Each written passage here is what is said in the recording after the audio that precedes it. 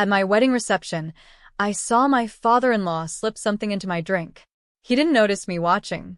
He thought I was distracted, smiling, playing the role that he had scripted for me for the past 3 years. I didn't scream. I didn't confront him in front of everyone. I waited until he turned away, until his back was completely to me, and then I switched our glasses. What happened next destroyed a family name that had survived for 3 generations, and it forced everyone, including me, to confront a truth that should have been spoken out loud years before. My name is Sarah Mitchell, and this is the story of the night I decided that protecting my peace meant risking everything. If you're listening right now, help me prove something wrong. My mother said I wouldn't even reach 1,000 subscribers, but I believe stories like this deserve to be heard. Help me show her that these tales matter. Please subscribe to Olive Revenge Stories, and let's keep breathing life into stories that were never meant to stay silent. Now, let's continue. The thing about marrying into old money is that nobody ever tells you the truth about what you're actually marrying into. They talk about the fairy tale. They talk about the castle and the glass slipper and the happily ever after. But what they don't tell you is that those castles have dungeons, and the people who built them spent decades learning how to lock you inside while maintaining the appearance of keeping you safe. I met my husband, Thomas Ashford, at a charity gala when I was 28 years old. I had worked my way up from nothing, the daughter of a single mother who cleaned houses for a living, and I had built myself into someone. I had a degree, I had a career in marketing, I had my own apartment and my own life.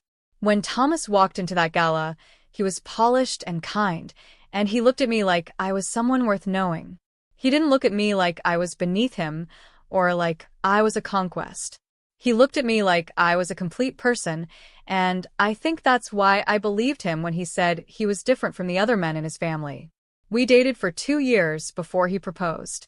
2 years of meeting his friends, attending his family events, learning how to navigate the subtle hierarchy of old money that doesn't announce itself with loud voices, but whispers its authority through every perfectly placed detail. His father, Richard Ashford, was the patriarch of the family. He controlled the family business, a commercial real estate empire that had been in his hands for 40 years. He had the kind of wealth that wasn't discussed in numbers but demonstrated in behaviors, the way people stood straighter when he entered a room, the way conversation became smaller and more careful, the way everyone seemed to be asking for his approval before they spoke. His mother, Patricia, had been dead for 11 years when I met Thomas. Cancer. Nobody talked about her much, but from the photographs and the way the family moved around the empty space where she had been, I got the sense that she had been the only person who could stand up to Richard without consequence. Thomas had an older sister, Elizabeth, who had divorced twice and had a dependent relationship with her father that looked less like love and more like a hostage situation painted over with champagne and holidays. And then there was Richard himself, the man who would eventually stand at my wedding reception and slip something into a crystal flute of Dom Perignon. At first, the signs were small enough that I could almost convince myself I was being paranoid. There was the way he looked at my undergraduate diploma when he visited my apartment for the first time, a quick skin followed by a kind of subtle smile that suggested he was impressed that I had even tried. There was the comment he made when Thomas and I talked about wanting to travel before getting married, something about how it was important to establish roots and stability before chasing fantasies. There was the private conversation he had with Thomas after a family dinner where I overheard him say, "You know, she's very intelligent for where she comes from," as if intelligence were something unexpected in a woman whose mother had worked housekeeping jobs. But what really changed everything was the moment he decided that I wasn't going to be as malleable as he needed me to be. It happened about 9 months before the wedding. We were having dinner at the Ashford family compound, a sprawling estate in Greenwich that Patricia had decorated in the 1990s and that Richard had kept frozen in time like a museum to his own power. I was sitting between Thomas and Elizabeth, and Richard was holding forth about the decline of American values, the importance of maintaining family standards, and the dangers of women entering the workforce without proper family support. I listened to him for 20 minutes. I listened to him call women in business unbalanced and confused about their purpose, and I listened to him describe my own career, which paid well and which I loved, as a temporary phase before I would, naturally, want to focus on being a wife and eventually a mother. And then I spoke. I didn't do it aggressively. I didn't do it to embarrass him. I did it because silence felt like agreement and I couldn't agree. I said, "Richard, I respect your opinion, but I don't think a woman's career is ever just a phase. I think it's a part of who she is, and I'm not planning to change that after I marry your son." The silence at that table was the kind of silence that has weight. Thomas reached over and took my hand. Elizabeth looked down at her plate. Patricia's empty chair seemed even emptier. And Richard smiled, a small, controlled smile that didn't reach his eyes, and he said, "I admire your confidence, Sarah. I truly do. It's one of the things about your generation that's so interesting. You have so much certainty about things that nobody your age could possibly understand." That smile, that response, that tone, that was the moment he decided I was a problem that needed to be solved. I didn't understand it then. I won't be ashamed to admit that. I was 29 years old, and I had never been around someone who could deliver a perfect insult while making it sound like a compliment. I had never been around someone who could poison you with words so slowly that you didn't notice the toxin until it was already in your bloodstream. What I didn't realize then was that Richard Ashford had spent 40 years perfecting the art of controlling people through something that looked like civility. He didn't yell. He didn't threaten. He didn't even need to ask directly for what he wanted. He simply created a landscape of pressure so fine and so constant that people began to rearrange themselves to avoid it. The wedding planning became a masterclass in this technique. My mother wanted a small ceremony in the chapel where she had been married. I wanted that too. My extended family was close, and we had a tradition of intimate celebrations. But Richard suggested, very gently, that a small wedding wouldn't be appropriate for the Ashford family. People would wonder why they hadn't been invited. Business associates would feel slighted. The family's reputation would be affected. So the wedding grew. It grew to 300 people. It grew to include the mayor, the governor, a federal judge, and people whose names I didn't know and whose faces blurred together in my memory. My mother sat in the front row in a dress that I knew had cost her 3 weeks' salary, and she looked smaller in that pew than she had ever looked in her entire life. I wanted to tell her that I was sorry. I wanted to tell her that I had tried to keep it small. But I was engaged to be married, and I was learning that certain compromises were simply non-negotiable if I wanted to stay in this world. The dress was Richard's idea.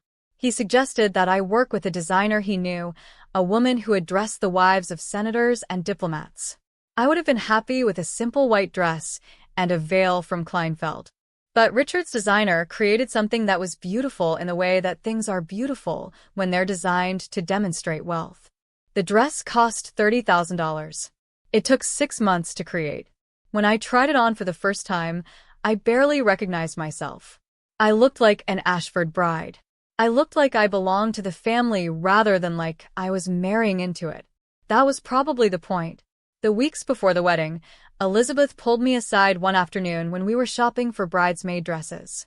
She was drunk or close to it at 2 in the afternoon, and she grabbed my arm in the dressing room and she said, "You're going to have to choose between him and yourself. You know that, right? There's no version of this story where you get to keep both." I asked her what she meant, and she started to cry. She said, "My father doesn't let people have a life. He lets you have a role. And if you start to step outside that role, he makes your life so difficult that eventually you just stop trying."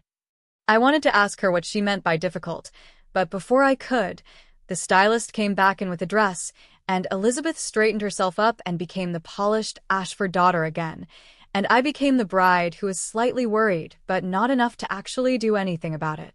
The truth is, I should have paid more attention to the warnings. But I was in love. I loved Thomas deeply, and he loved me, and I believed, or maybe I just desperately needed to believe, that our love would be enough to protect us from his father's gravity. The rehearsal dinner was held 2 days before the wedding at one of Richard's favorite restaurants, a place called Delancey, which had wood paneling and wine that cost more than my monthly rent used to. There were 40 people there, and the dinner lasted 4 hours. I remember Thomas making a toast about how lucky he was to have found me, how much I meant to him, how excited he was to build a life together. It was genuine. He meant Every word. And I remember Richard sitting at the head of the table, watching us, his expression neutral in a way that suggested he was calculating something. After dinner, he pulled Thomas aside, and they went to the bar area while everyone else was having dessert. I watched my fiancé's face change as his father talked. I saw it shift from joy to something more like understanding, the kind of understanding that comes when you realize someone is telling you a fundamental truth about how the world actually works. When Thomas came back, he hugged me from behind and kissed the side of my head, and he whispered, "Everything's going to be fine. Just don't let my father's moods get to you." I didn't ask him what his father had said. I probably should have, but I didn't. Looking back now, I think that was the beginning of the end. Not the end of my marriage, but the end of my innocence about how vulnerable I actually was. The wedding day arrived with perfect weather. It was September, and the light was the kind of gold that only happens in early fall. I had started the morning with my mother, and she had held my hands and told me that she loved me, and that if anything ever felt wrong, I should tell her. She had looked at me intensely when she said it, like she was trying to transmit something important through her eyes. And I had promised her that everything was fine, that I was happy, that this was the right choice. I had lied so completely that I had almost believed myself. The ceremony was beautiful. Thomas cried when he saw me. I cried. The priest said things about love and partnership and commitment that we all wanted to believe were possible. And for a moment, standing there in front of 300 people, I believed that maybe the warnings I had received were just the normal family dysfunction that all families had. Maybe this was just the price of marrying someone you loved. Maybe it would be okay. The reception was held at the Plaza Hotel, in a ballroom that had been decorated to look like a garden, with white flowers and gold accents and string lights that made everything soft and dreamy. My mother was seated with Thomas's aunt. Richard was seated with the mayor. Elizabeth was seated with her ex-husband. And I moved through the evening like a ghost, smiling at people I didn't know, thanking them for coming, performing the role of the happy bride while a part of me was already starting to feel the first sharp edge of understanding that something was very wrong. It was around 9 in the evening when I saw it happen. We had just finished dinner, and people were moving between the tables, getting champagne, dancing, and beginning the gradual drift toward intoxication that comes with expensive alcohol and permission to celebrate. I was standing near the main bar, talking to one of my professors from college, when I noticed Richard moving toward the champagne table with a kind of intention that seemed different from everyone else's casual movements. He wasn't just getting a drink. He was looking at the glasses, and he was looking around him, and then he was reaching into his jacket pocket and pulling something out, something small that fit in his palm, and dropping it into a glass of champagne. I didn't understand what I was seeing. My brain didn't want to understand it. But my body understood it perfectly. My hand went cold. My mouth went dry. And I watched, frozen in that moment between reality and denial, as Richard picked up the glass and then set it down, then watched it, then left it there. He was setting a trap. He was creating a scene. He was about to poison his son's bride at their wedding reception, and he was doing it in a way that would look like an accident or a misunderstanding. I don't know how long I stood there. It might have been 5 seconds. It might have been 30. But somewhere in those seconds, I made a decision that would change everything. I turned away from my professor mid-sentence. I didn't explain. I didn't apologize. I walked directly toward the champagne table and I watched Richard walk away, and then I picked up the glass with the poison in it and I switched it with the glass next to it, the glass that had been sitting clean and untouched, the glass that I then set back down exactly where it had been. And then I walked away as if nothing had happened. My heart was beating so hard I thought everyone in the ballroom could hear it. My hands were shaking, but my face was calm. My face was the calm face of a bride enjoying her wedding reception. I had about 20 minutes before Richard would come back. 20 minutes before he would pick up what he thought was the poison glass. 20 minutes before he would drink whatever he had put into that champagne, and whatever happened after that would happen in front of 300 witnesses, including his own son. I used those 20 minutes to get myself together. I went to the ladies' room. I stood in front of the mirror, and I looked at myself, and I barely recognized the person looking back. I looked like a woman who had just committed an act of violence. But I had also just protected myself. I had seen danger coming, and instead of running or hiding or asking for permission, I had stepped directly into it and transformed it. When I came back out, Richard was already at the bar. He was moving toward the champagne table. He picked up what he thought was my glass, the one he had poisoned, and he looked at it for a moment. And then he looked at me, and for just a fraction of a second, I saw confusion cross his face. I saw him understand that something was wrong. But he had already committed to this action in front of enough people that he couldn't back down. He couldn't set the glass down and walk away. So he drank it. He drank what he had put into that champagne, whatever poison or drug or chemical he had planned to slip into my body, and he stood there for a moment with his eyes slightly closed, as if he was tasting something. And then the evening continued. Thomas danced with me. We cut the cake. We danced with our parents. And Richard stood at the edge of the ballroom, and he started to look ill. His face became pale. His movements became stiff. He started to sweat. People began to notice. My mother noticed. Elizabeth noticed. And Thomas, my beautiful, loyal, intelligent husband, noticed that something was wrong with his father, and he left me on the dance floor to go check on him. That was when the real chaos began. Someone called 911. Richard collapsed near the bar. People screamed.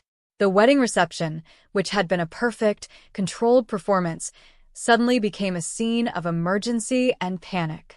Richard was taken to the hospital in an ambulance. He survived, but barely. He had ingested a substance called oleander extract, which is toxic and can cause serious cardiac issues, seizures, and potentially death. He had bought it online, the police later discovered, with the intention of poisoning me gradually. Not killing me, the detectives explained, but making me sick enough that I would become dependent on him, that I would need him, that I would be grateful for his care. He was going to poison me slowly, chronically, over months, until I was broken enough that I would never leave Thomas, and until I would never again speak up at a dinner table. He had miscalculated one thing, the dose. And he had miscalculated another thing, me. The next 72 hours were a blur of hospital visits and police interrogations and family members arriving from all over the country. Thomas sat with me in a hospital room while they checked me for any exposure to the toxin. He held my hand and his hand was shaking, and he kept asking me how I knew to switch the glasses. How I had figured it out. How I had stayed so calm. And I told him the truth. I had seen his father slip something into what he thought was my drink. I had recognized the danger. And I had acted. Thomas went white when I told him. He started to cry. And then he got up and he left the room, and I didn't see him again for 6 hours. When he came back, he had been to see his father. He had asked him directly if he had done this. And Richard, in his hospital bed, had told the truth. He had done it because he loved his son, and he could not let his son be destroyed by a woman who would not understand her place. He had done it because the family legacy was more important than my comfort or my safety. He had done it because I had embarrassed him at a dinner table, and he had decided that I needed to be taught a lesson. Thomas didn't leave me, but something shifted in him that day. His entire understanding of the world, of his family, of what safety even meant, had to be reorganized. And he chose, after thinking about it very carefully, to stay with me, but to demand that his relationship with his father change fundamentally. Richard was arrested. The family hired a lawyer. Of course they did. But the evidence was overwhelming. The security footage from the hotel showed him dropping the oleander extract into the glass. His online purchase history was there. Witnesses had seen him slip something into a drink. And most damning of all, there were text messages between Richard and Elizabeth where he had discussed the plan, where he had explained his reasoning, where he had justified poisoning his daughter-in-law as a necessary act of protection. Elizabeth had not stopped him, but she had not helped him either. She had simply done what her family had taught her to do. Nothing. She had stayed silent, and that silence had allowed him to plan an act of violence against me. The trial lasted 4 months. My mother sat in the courtroom every single day. My mother, who had worked housekeeping jobs, who had raised me on her own, who had warned me not to marry into this family, sat in the front row of that courtroom and watched the man who had tried to poison her daughter be convicted of attempted aggravated assault and criminal poisoning. Richard was sentenced to 8 years in prison. He appealed. The appeal was denied. And then he died of a heart attack in prison, 2 years into his sentence. I didn't feel the satisfaction that maybe I should have felt. I didn't feel like justice had been served. I felt tired.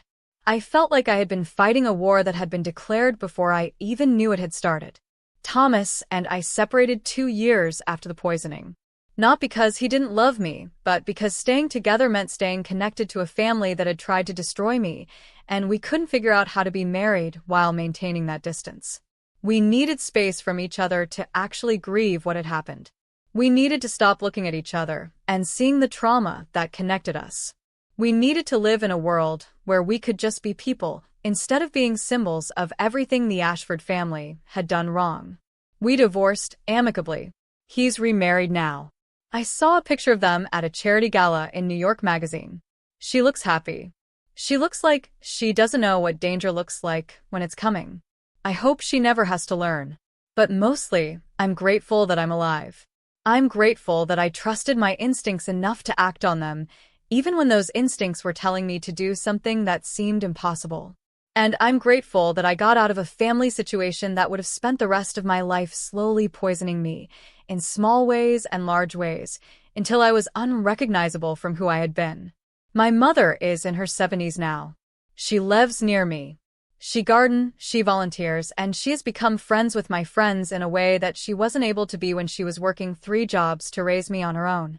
She has never said, "I told you so," not even once. But sometimes, when we're sitting on my porch drinking coffee, she'll look at me and smile, and I know that she's thinking about how far we've both come. We came from nothing. We built ourselves into something. And when a powerful man tried to destroy what we had built, we had the strength to fight back. That's the thing about families like the Ashfords. They believe that their power comes from their money, their history, their names. But real power comes from knowing yourself, from trusting your instincts, and from being willing to act, even when everyone around you is telling you to stay silent. Richard Ashford had 3 generations of power behind him. He had lawyers and money and a family name that had been respected for 100 years. And he still couldn't destroy me. I think that's the part that bothered him the most. Not that I had switched the glasses, but that I had been strong enough to exist in his world without letting his world consume me. Some families don't love you. They manage you. They try to control you. They poison you slowly, with words or with chemicals or with endless small acts of emotional violence until you don't recognize yourself anymore. But some of us fight back. Some of us switch the glasses. And some of us live to tell the story. If you made it this far, if you're still here, then you know that these stories matter. You know that silence is never the answer. You know that sometimes the bravest thing you can do is act, even when you're terrified. Subscribe to this channel. Tell your friends about it. Share your own stories in the comments if you're brave enough. Because the world needs to hear from people who have survived, people who have stood up, people who have refused to be poisoned by the families and systems that tried to destroy them. And maybe, if enough of us tell our stories, maybe the next woman won't have to fight this battle alone. Maybe she'll know, because she heard my voice, that she's not crazy for wanting to leave. That she's not selfish for protecting herself. That switching the glasses is not a betrayal. It's an act of survival. It's an act of love, directed at the person who deserves it most, herself. Thank you for listening. I hope my story mattered to you. I hope it helped prove something to you about the kind of strength that lives inside of us, even when we don't know it's there. Now, go live your life. Go tell your truth. Go switch your own glasses if you need to. And go find people who love you not because you fit into their world, but because you light up their world just by being in it. That's the kind of love that matters. That's the kind of family worth keeping. And that's the story that I needed to tell.